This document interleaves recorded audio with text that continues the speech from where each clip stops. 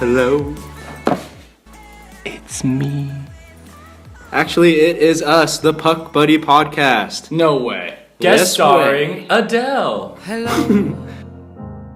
Edendale. Yes. Actually did really well in his start, but anyway. Anyways, this is the week 2 in the books of fantasy hockey, or just the NHL season in general. And once again, we are your Puck Buddy Podcast, here to provide you with fantasy hockey insight on, everything going on in the NHL. And, just to have a good time with this NHL season. So, with our introductions all done, let's go right into the news and notes, and let's talk about some injuries that happened in week 2 of the fantasy hockey season. Sorry. All right, well, let's start off with some injuries. Eddie, I heard about Mike Smith being placed on IR.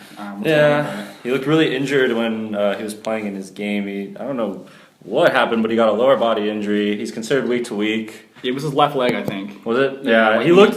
He looked in pain. It was like on a breakaway or something. But well, the shot went off the crossbar. I just watched the replay actually. And, okay, yeah. He tried to turn and sweat the puck off the goal line and twisted that back left leg, so it doesn't look good for Mike Smith. Twisting and turning all the way to the IR. But now Louis Domingue is the starter, so I don't know if I would pick him up though, just because it's the Coyotes. So, but if you're in need of a spot starter, then Domingue is a good pickup. Definitely a desperation move, in my opinion. Mm-hmm. I've made a lot of those in my day. College was a rough time. Yeah, Tuukka Rask. Let's move on to the next goalie. He gave us a little scare, but he's only sidelined with general soreness and should be back soon. But you got Khudobin there to serve as his backup. How do you guys Rask feel about should be back Khudobin? soon, I mean, right? I don't think it's someone that you need to worry too much about. I wouldn't even pick up Khudobin. I would just wait for Rask to come back. Hold on to Rask. He'll be fine. And then the next one is Patrick Sharp. I don't even know where to start on this. That one's tough for me just because he was my buddy. And now he's my dead buddy. But he's on injured reserve. He got hit so hard. They lost that game. They've been losing a lot, and this is just another blow to their offense. They have a lot of injuries. 7 forwards out. Ridiculous. Yeah, the Stars are just getting beat up. Yeah. But he's on injured reserve, which means he'll be out at least 7 days. But they'll probably rest him a couple more weeks, depending on the severity. He's a little older. He's played a lot longer, and he needs a little more time to recover. It stinks because he was on the top line with Ben and Sagan. So initially they had Alex Hemsky come in, and then he got banged up. So now he's out with a re-aggravated groin. Yeah, he was out until the Columbus game with that groin injury. Mm-hmm. Played in the Columbus game and pulled it again. Yeah, and there's no timetable for his return. So both of those guys are a big blow to the team. So just keep an eye on who's going to actually take the top spot with Sagan and Ben. That'll be a huge pickup for the waiver wire. So until then, they're kind of stuck. Also, another power forward, or like a veteran power forward for the Stars that's out is Yuri Hudler. He's out with an illness, but he should be back this week. So he's someone that I'm actually looking to pick up off waiver wires. He's someone I've always liked in the past. He's always added some extra depth to teams. He's always gotten point production. So he needs to get back in their lineup and actually add some more offensive power, and hopefully they can start winning some games. The Hood. Okay. All right. So next guy on our list, Advocator. He's considered day-to-day at this point with an undisclosed injury from October 22nd, but I just read this morning that he should be back on Tuesday tomorrow. So I don't think there should be too much worry that Advocator's play when he comes back. Put him in your lineup for sure. I say. She should be good to go on Tuesday. Yeah, definitely. I would say he'll be a good addition to have back on the Wings roster. It will allow them to put together a line that I'll be talking about later that's been very strong for the Wings, but it'll just give them an overall balanced attack once again. Yeah, and then another guy who's out is Juicy Jokinen. Super juicy. So juicy. So juicy. Unfortunately, he's out. He got high sticked in the face, and he had to have major dental work done to fix the damages. And the more concerning thing is his knee. So his knee is actually a re-aggravated injury that can cause more problems than actually dental problems. Hockey players don't really care about their teeth when it comes down to it. Oh, come on. Name one hockey player with bad teeth. Oh, wait. All of them. Okay, so let's move on from the juicy UC. And Let's talk about some food stars, and I'm not talking about Food Network stars, right? Like Bobby Flay. I mean, Bobby Flay has sexy since the 4th grade, but so we have Shout out to some Taryn. we have some food poisoning injuries, and I mean injuries because apparently it was bad coming in, going out, both ends. We don't know. Let me go down the list of the Predators who were attacked by the food bug. We got Craig Smith, Ryan Johansson, Roman Yossi, James Neal, PK Subban, Mike Fisher, and Pecorine. All had a bad case at the McDonald's. McDonald's, if you're going to sponsor us, then I mean Burger King. But yeah, they've been out since, oh gosh, was it last Friday? They've been out for a while. Been out for a while. The Predators website said they should be back this week, Tuesday or Thursday, but just keep an eye on all of them. As soon as they're back, put them in your lineup. I don't think any of those players should be out for more than the rest of this week. Let's see, Chris Kreider is someone who's a little interesting. So on October 23rd, he sat out that game because he had a neck strain. Now, from what I understand, the neck strain is not very serious. It was just precautionary. So he should be back on Wednesday versus Boston. So, yeah. This is huge to kind of be aware about because Kreider currently sits as the number 1 left winger over the first 2 weeks. So he's off to a really hot start. And, injuries can always, bring that down a little bit. But you should just monitor him just in case his play goes down a bit. But otherwise, keep riding him once he gets back in your lineup. Someone with a very similar situation, Chris Letang, the number 1 puck-moving defenseman of the Penguins. He's still out with an upper body injury. Mike Sullivan said that he shouldn't be out for too much longer, perhaps a week and a half at most from here on out. But like Bo said, keep an eye on his condition as when he comes back. But I don't foresee any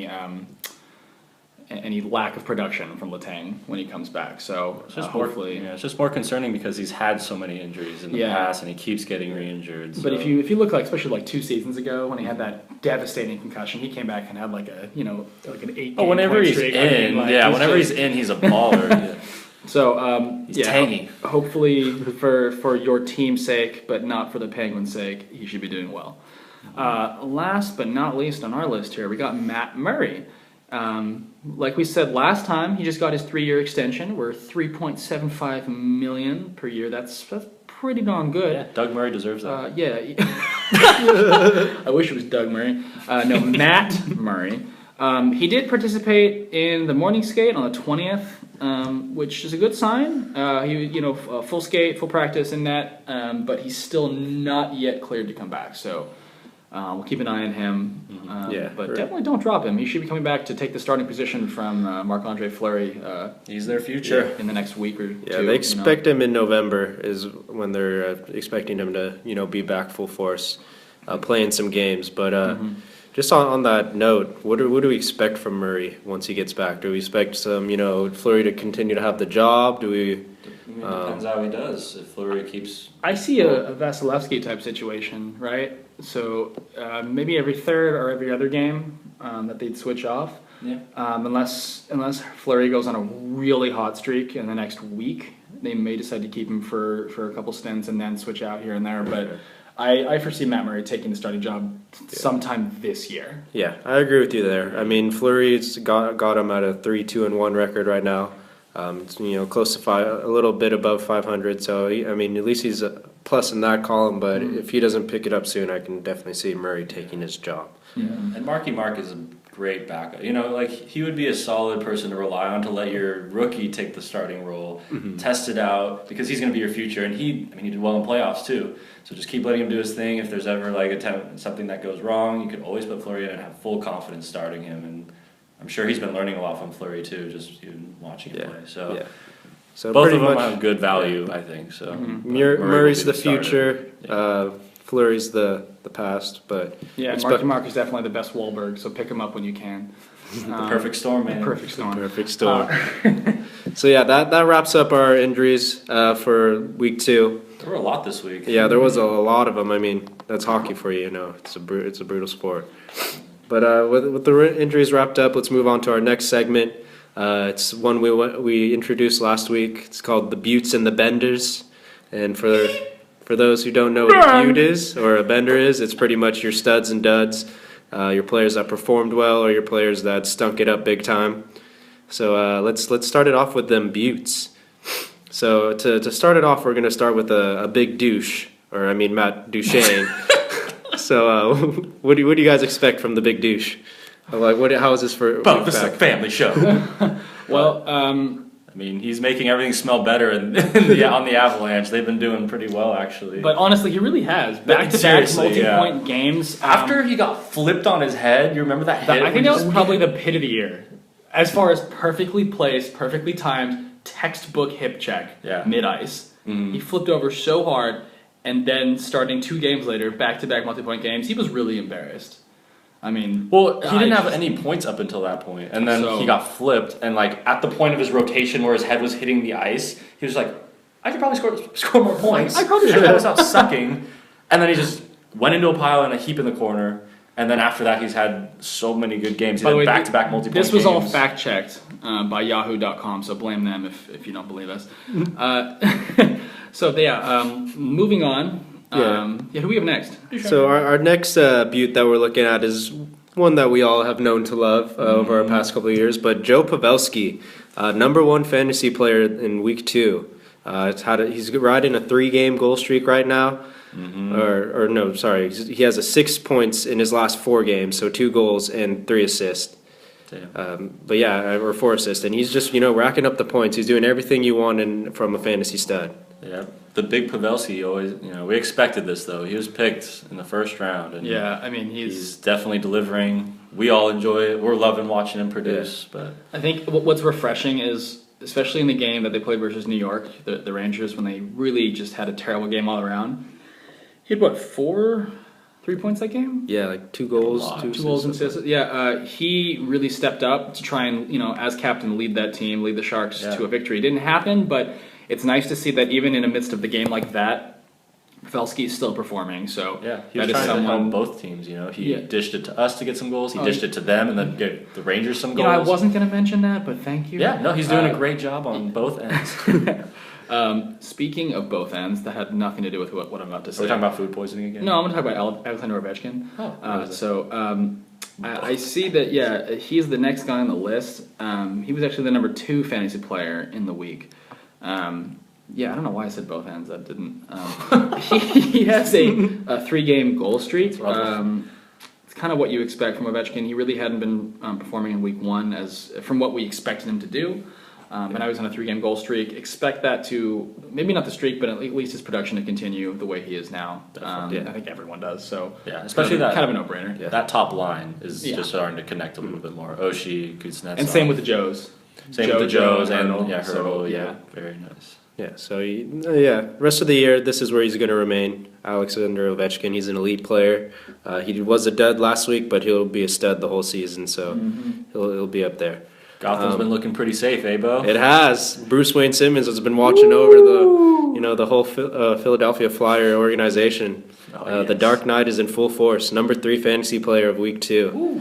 And he's currently riding a 4-game goal streak. Now, I heard about a video of a person dressed in a Batman costume scaring off those clowns that have been sitting around. Do you think that was him? Do you think he heard the call? Yeah, and just stepped up to save the Americas from these invading clowns? Somebody had to do it. It was in Europe, that's where he was, I'm assuming, when he dressed up as Batman, because he can get there. Because he can play games here at a certain point, but then go to Europe and have a different time schedule and scare off clowns. Climb Buckingham Palace, that was also him. That happened a few years ago. Yeah, change his skin color. Moving on to Mike Green, talking about colors that was terrible as well. He's the #1 defenseman in week 2. The Green Machine. He had 4 points this week with a hat trick. I don't know if any of you saw that game. He deserved that hat trick. He played very well. And I think it's kind of a nice, I don't want to say a bounce back year, but a potential bounce back to his former glory. Mike Green scored, he had 31 goals that one year? Yeah. Was that the highest? His Norris, or he was nominated for the Norris. Yeah, it was huge. I'm hoping maybe he'll get close to that again. Mid-20 goals, that would be cool to see. It's disappointing because I saw him on our wire for a little bit, and I wanted to pick him up. And he's gone, I know. He's gone, Same and I thing, so regret not picking him up.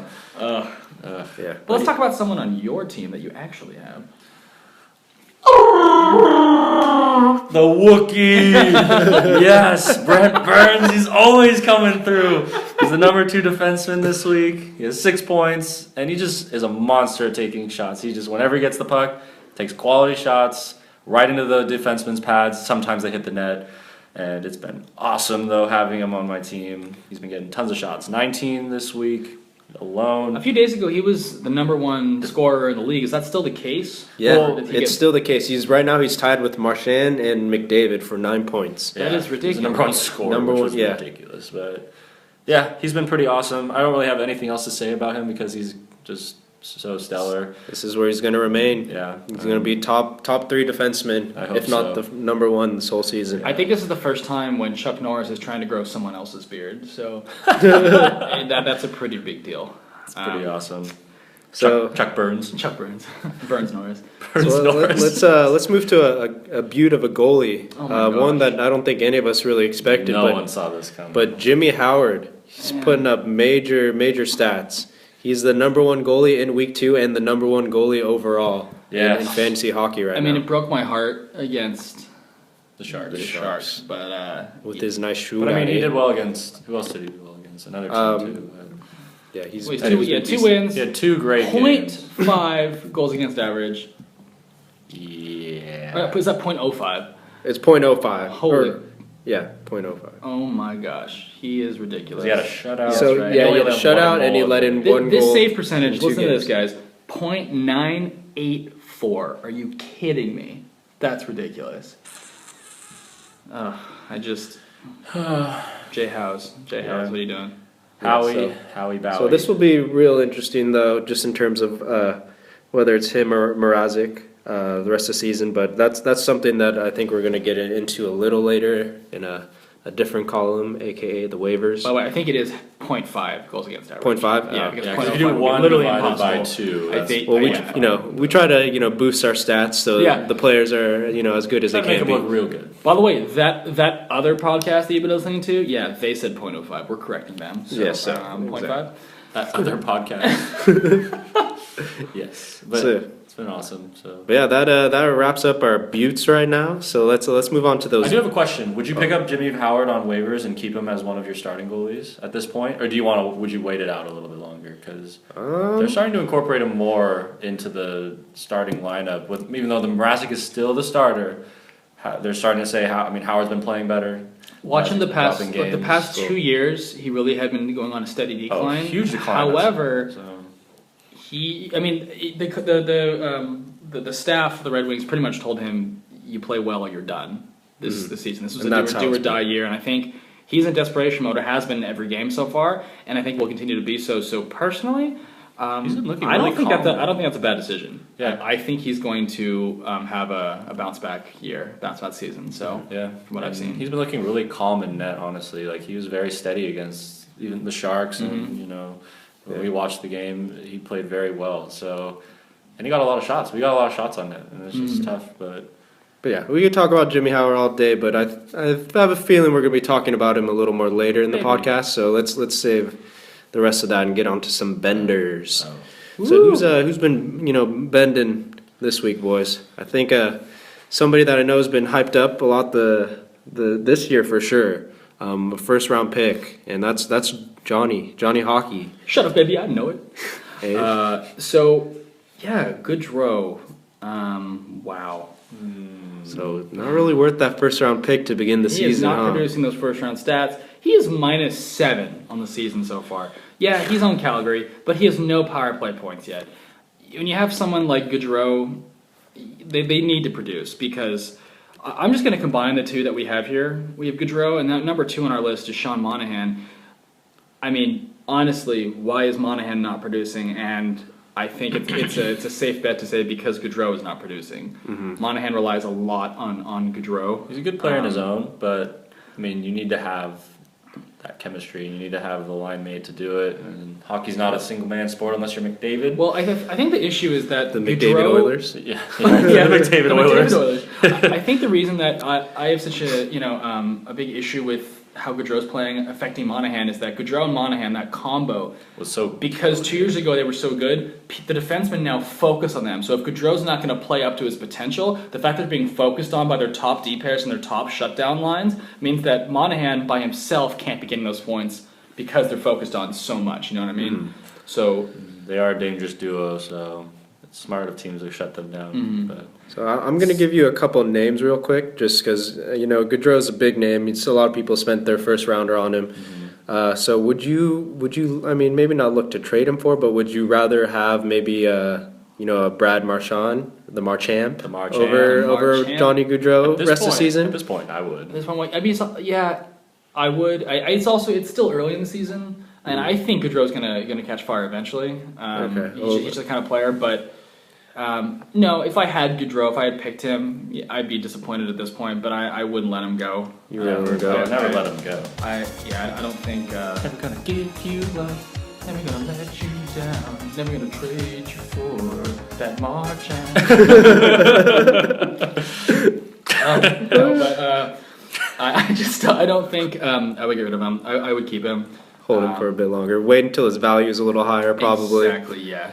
Because right now you're not going to get any value for Johnny Hockey. No matter how much you sing that song and try to get Marchand, it's not going to happen. You Gaudreau'd me, I did. You just got Gaudreau'd. You got Gaudreau'd. All right, so let's move on to our next bender, Tyler Johnson. Oh, my first. Yeah. We were pretty hyped on this guy going into the season, just because that whole triplet line, they're pretty dangerous. But what's going on with TJ right now? Yeah, it's kind of sad. The triplet line hasn't been producing as much, but it is the beginning of the season. Now, same question for the Gaudreau question. Would I drop Tyler Johnson? At this point, I might. Reason, he's averaging less than a shot a game since the first 2 games. That to me is an issue. Gaudreau is at least averaging some shots. He's getting shots. If Johnson is not even getting shots on net, that's the first step before you turn something around. If you think about it, though, it's very similar to that situation, but I think Kucherov is the one who's kind of the Gaudreau of that situation. He really needs to start to get that line going. However, Gaudreau is much better. Yes. And so is Monahan. Gaudreau's a better pure scorer, pure offensive skill. So personally, you may disagree, but for the same question for Tyler Johnson, I may consider dropping him for someone else to fill that void. Yeah, I agree. Yeah. So the next couple of names I'm just going to kind of go through real quick just because we got to move on to some other sections. So some other benders we have, Andrew Ladd. He's only has 1 assist on the season, and it took him 6 games to get his first point. His chemistry with Johnny Tavares is not there at this point. Yeah, not there. I think it's going to take a couple of games to get there. More than anything, would you hold him? Would you look to trade him? Would you get rid of him? You have to hold him. You're going to be Andrew Sad at this point, but it's okay. You can't really give up someone on the top line with Tavares. Yeah, Andrew Ladd, is about to turn into Andrew Sad, and Brandon Sad is already very sad. Yeah. So he is. With that being said, Brandon Sad, no points this week. Only has 1 point on the season. I know he's a very hyped up player for your Blue Jackets, Cam. What's going on with the? Are you sad to have Sad right now? I'm so sad. I have Ladd and Sad. I'm Laddie Saddy. I don't understand what's happening. I'm hoping to turn it around. Just be really quick. I don't think that it's going to continue this poorly, but I just don't foresee either of them having a giant Gaudreau potential explosion. So Gaudreau's in an echelon of his own. Yeah, I'm a little worried about both of them. Saad was my risky pick on the Blue Jackets, and it's not paying off at this point. So I would keep Ladd in any situation at this point until he gets moved off the first line. If that happened, would you keep Sad? No, I would not. If he's moved off, absolutely not. No. Droppable. Okay, let's move to 2 defensemen. John Carlson, John Klingberg. Both of the Johnnies are, I guess right now the Johns are struggling. All the Johnnies, yeah. Yeah, this is not a John-friendly podcast right now. No. But, John Carlson, no points this week. Klingberg, I think, might have gotten his first point this week for a struggling star squad right now. An assist, yeah. Both of these guys are, they're either your D1, your D2. You're one of your top defensemen. Are you worried about either of them? As Carlson as my top defenseman, yes, I'm very worried. What about as your D2? Your second defenseman? Not as worried, but he'll get his points. The Caps will definitely are offensively heavy. Both of these teams are offensive heavy. So Klingberg and Carlson, I don't expect any problems. It sucks now, but Injuries for Klingberg, I'm a little worried. Yeah. Not personal injuries, team injuries. Team injuries. I'm Team worried injuries. about that. That's the only thing. you can't drop Klingberg. You got to keep Yeah, him. you gotta keep Once they him. get healthy and the Stars get back on track, they're going to be deadly. Yeah, they'll be going. My question is, how long will that take? That is the good question. So- And I just That's really tough. quick. My thing is take into account how many injuries they have. They have 7 forwards out right now. I don't think they're going to be out. The whole 7 for more than a week or two. But if something happens where they keep missing Spezza, if Ben goes out, anything like that, you may want to consider grabbing someone else because Klingberg can't pick up that offensive pace by himself. He's less than 1 average shot a game. So. yeah, I don't know what you can do with that situation. It Yeah. really does stink. I personally wouldn't drop him, but No, yeah, hold them both. The main thing with Klingberg that I see is where he's struggling is he's only averaging 1 shot a game. Yep. He's the whole Stars team. I know have not been producing as many shots as you expect from them. They're an offensive heavy team. You expect them to get 30 plus shots a game. They're not doing that, and Klingberg, he's a contributor to that. So expect them to start firing the pucks more. Once they get healthy, you can hope for the best with those guys. So yeah, that wraps up the Benders. Let's move on to probably the main hunk of the podcast, the waivers. Yes. So this is pretty big if you're looking. Wait for the camera, shall we? Wait for the camera. I'm so startled. at these waivers. But yeah, so this is probably the main part of the podcast you would want to listen to. These are some names that if you have a Tyler Johnson, maybe a Brandon Saad that you want to look to replace them with. There's a couple of names of some players who are getting pretty hot lately. So let's move in straight into the forwards. Cam, you want to start us off with your first waiver forward? Yeah, let's get on to some Artem. He needs some love. Sorry, Artem Anisimov. He's only owned 35% of leagues. I can see why at the beginning of the year, because he's a little less known than Kane or Panarin, but he plays with Kane and Panarin. So he's riding a 4-game point streak. He's getting goals in pairs right now. He was the number 3 center in week 2. This is someone you really should consider picking up for your center position. Especially for, let's say, someone like me, for instance. I had Adam Henrique, and I wasn't loving his production. Only so 1 assist in these past weeks. yeah, so I was considering possibly switching him out for someone like Anisimov, or someone that I'm just going to squeeze in here real quick, William Nylander. He plays center and right wing. You know how I love those multi-position sluts. I really, he was number 2 center in week 2. He plays with Austin Matthews. We all know who that is. And he's on a 3-game point streak with a power play point in each game, averages over 3 shots a game. Someone that you need to consider as well if he is on the waiver wire. So rest of season, would you take Anisimov with his veteran kind of winger or veteran line, or would you take Nylander with his rookie line? Anisimov over Nylander, but Nylander is a close second. Okay. Yeah, I could see that. I would say Nylander probably has a higher ceiling because there's a lot of unknown with him. But Anisimov, that line of him and Panarin and That's Kane, kind of ridiculous. yeah, Oh my God, saw them dominate last year. They can do the exact same thing this year. It's and they're rolling right now. So I'm totally fine with Amnesia. Or Nylander, because on Artem. Yahoo rankings, I Artem. literally think they're 122 and 123. They're literally 1 apart. Wow. Yeah. Okay. So yeah. All right. Well, a waiver pick that I'm putting on the list is a left winger, and it's someone that really needed to come back because this team has been Badly, struggling. Tanner yeah. Pearson, the Kings have been struggling so hard, and they really need his offensive talent back.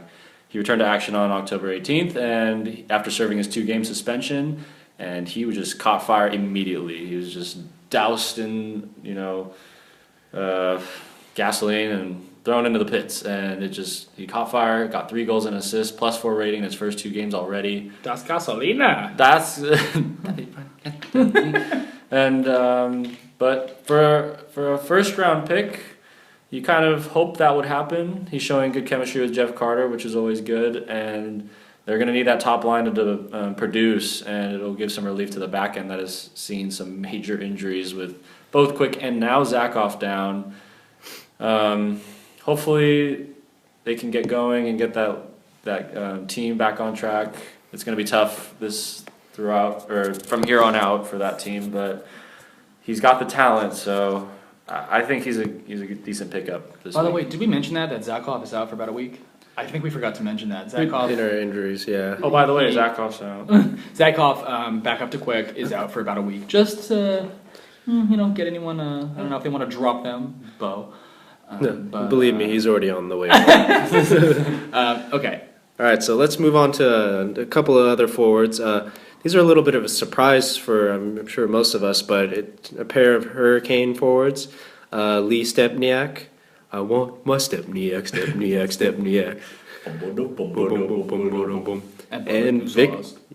And then also Victor Rask. So many of you probably don't even know who these guys are, but Lee Stepniak, he's a left wing and a right wing. So for Cam, you got your multi-position. I'm already in love with him. Yeah, and then Victor Rask plays center. So both of these guys play on a line together with Jeff Skinner. And right now that line has been catching fire.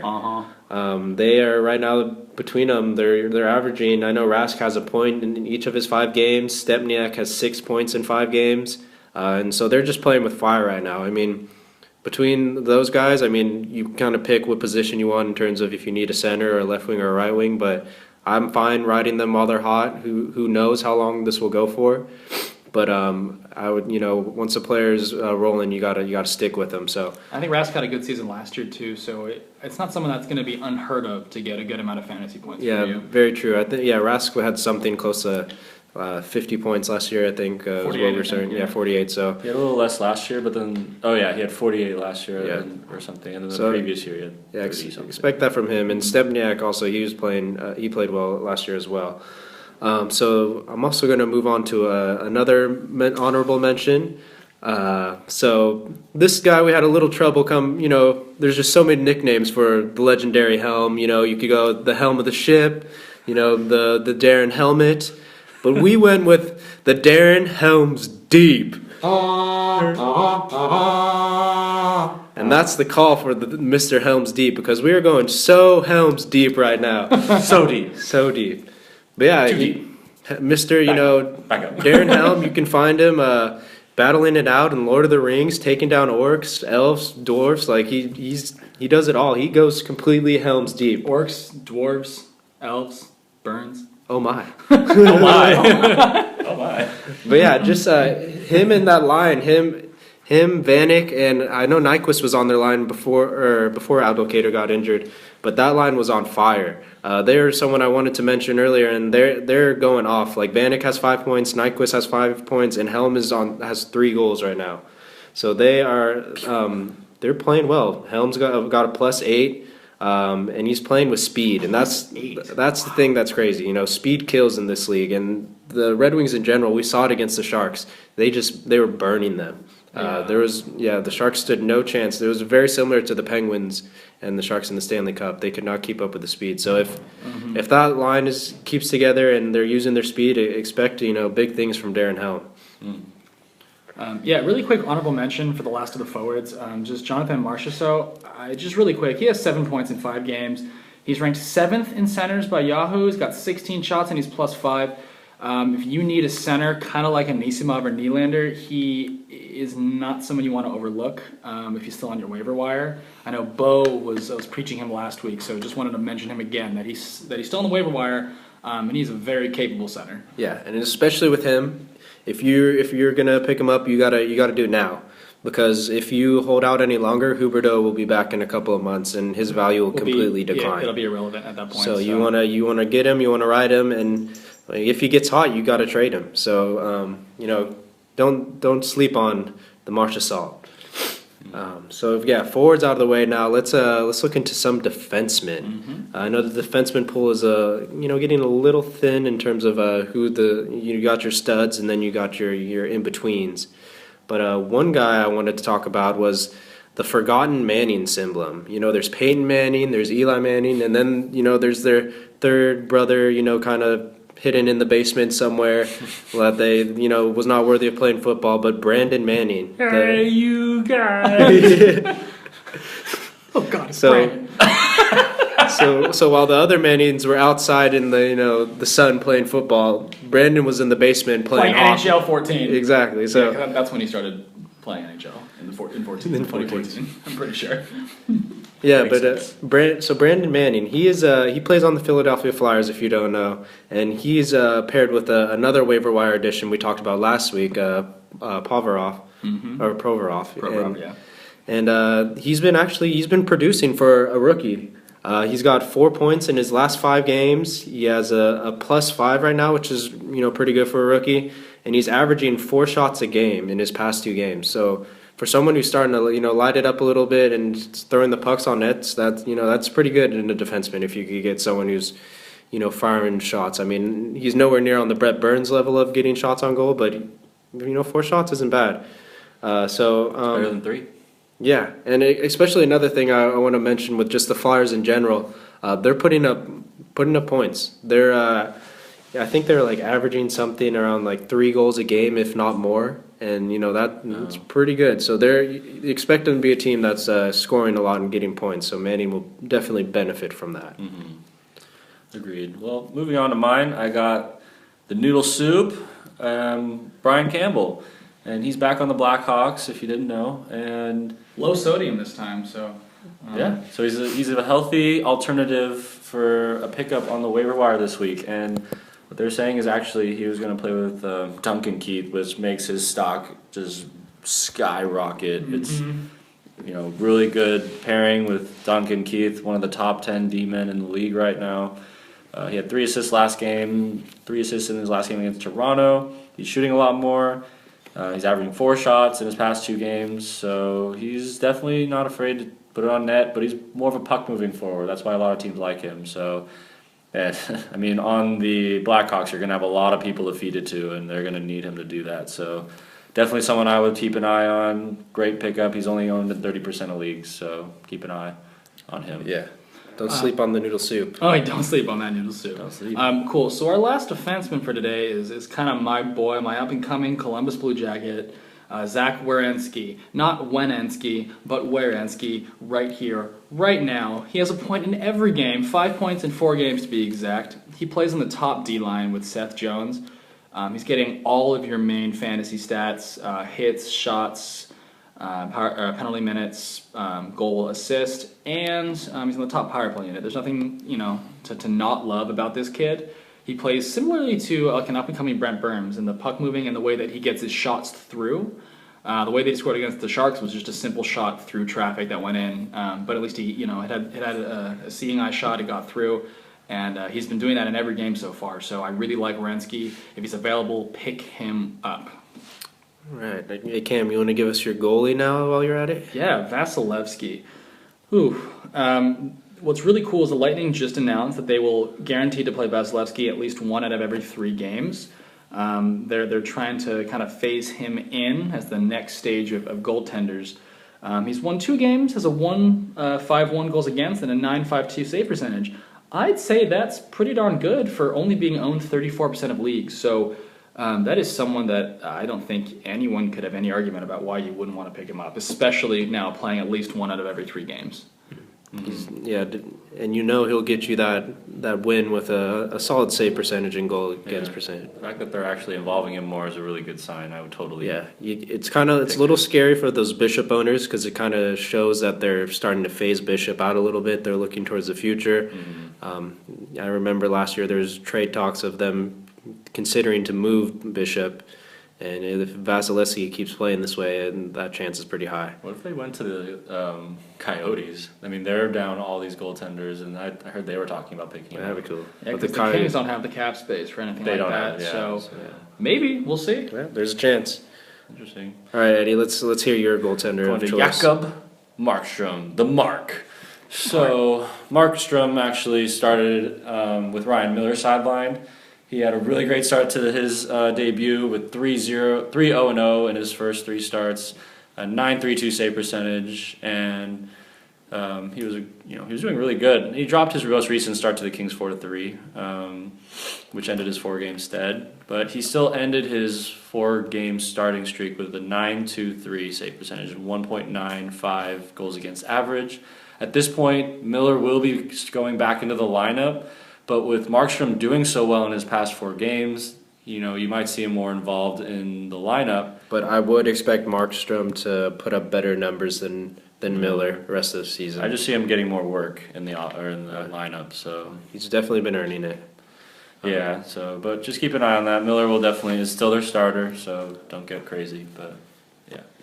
All right, so I'm gonna move on to my goalie. This is one guy we've already talked about for a bit of the show, so I won't stick on him too long. But Jimmy Howard. Jimmy is playing out of his mind right now. As we mentioned before, 2 wins, 0.5 goals against, and .984 save percentage. That's ridiculous. Over his only 2 games he's played, he has 2 wins and he has only 1 goal against. That's crazy. And he shut out an elite team like the San Jose Sharks. So he is playing out of his mind right now. There's always that worry about Mrazek, already holds the starting role. Will he continue to hold it with Jimmy playing this well? And, I could see Jimmy stealing that role if he keeps on playing as well as he's playing. I know Mrazek is their goalie of the future, but if they could at least, keep on riding Jimmy, have him put up great stats, then that means they can trade him. Be a great trade value. Great trade value, so... The Detroit goaltender matchup should be called right now? Back to the future. They have the future, but they're going back. We're going backwards. Yeah, they are. But so yeah, I'd be totally fine as of now riding Jimmy Howard. In my opinion, he's the number 1 goalie waiver ad right now. Maybe even the number 1 waiver ad in general. But I think he's going to be holding on to that starting role. And there's always going to be a split between him and Mrazek, but I think Jimmy can take more of those games away from Mrazek as the season progresses. Agreed. So yeah, that wraps up our waivers right now. So hopefully you can go out and pick up some of these guys if one of your players isn't performing up to par. We gave you a couple of good names, so just be wary of who's on your wire and if these guys are available for you. Just ask where Werenski is. Where's Werenski? Werenski? Werenski. So let's move on to another segment, and actually our last segment of this podcast.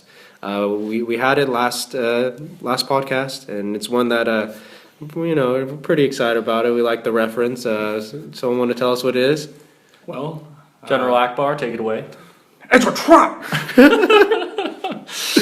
So what is a trap? It's these players who are performing well, but we don't think are going to be consistent the rest of the season.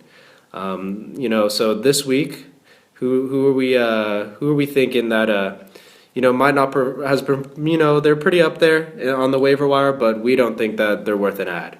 You want to start off, Eddie? Yeah, I'll start it off with Jerome McGinley. He looked really good on the waivers today. 1, because of the name. 2, because he's had a bunch of penalty minutes, and that looks good because he will help you boost your stats on your lineup. But he's been declining every season for the past 3 seasons. He's got 61 points, 59 points, 47 points. This season, he only has 1 goal in 5 games. He's just a name at this point. He's still going to get you the points you need, but he's definitely not going to get you the same penalty minutes he did this last week because he's not known to be a guy to take penalties, not known to be a fighter. He's known to be an elite forward, but an aging star at this point. So he is playing on the top line due to the injuries to the abs right now, but don't expect too much from him. Just temper your expectations moving forward. I agree. Actually the opposite end of the spectrum, a rookie that I'm going to talk about, Anthony Beauvillier on the Islanders. He has 5 points in 5 games. Sounds pretty promising. However, we break it down a little bit. He has 1 goal and 4 assists, but he only has 4 shots and averages just over 9 minutes of ice time per game. You compare that to Austin Matthews, who has about 19 minutes of ice time per game and 16 shots, 13 shots, 22 shots. Wow, way off. So you compare those two, I don't see Beauvillier continuing on this streak. It was nice, and it is nice while it lasts. that's not someone you should consider right away to pick up on waivers. Agreed. All right, and for me, I'm gonna talk about a couple of goalies that we've already kind of mentioned so far, and that's just the LA Kings goalies in general. Zach Koff, who we already mentioned, is injured, and even if he comes back, Budai's holding that role for now. Budaj. The Buddha. The Budaj. But with these Kings goalie right now, I don't trust any of them. The only person you trust in net for the Kings is Quick, and he's not going to be back anytime soon. Just in general, the Kings have not been the defensive team we expect from them. They've been allowing close to 3 goals a game, and it could be even more with some of the way they're playing. So don't trust the Kings goalies until proven otherwise, or at least until Quick comes back. So Zakov, Budai, no thank you. Mm-hmm. However, there's one name I want to mention that we talked about in our It's a Trap waiver column last week, and that's Troy Brouwer. I know we mentioned him as a possible trap, but he's looking a little more promising. I mean, he may not be worth a complete ad, but he's getting a lot of goals, and he's averaging 3 hits a game, and that's, the hits column or something hard to come by, especially someone who produces in other categories. I think he's been promoted from bear trap to mouse trap. So I think It's just a smaller trap. Yeah. Well, I mean, a mouse trap, you're not going to die. Bear trap, You might lose a leg. you may lose a leg. True. So, Agreed. yeah, so that wraps up the It's a Trap section. And that wraps up the podcast in general as well. So I hope you guys enjoyed listening to the Puck That's a Buddy wrap. podcast. And yeah, that's exactly what it is. What is it, Eddie? That's a wrap. And that's it. Bye. Putting in Eddie's password. Gonna stop this recording now. Bye bye.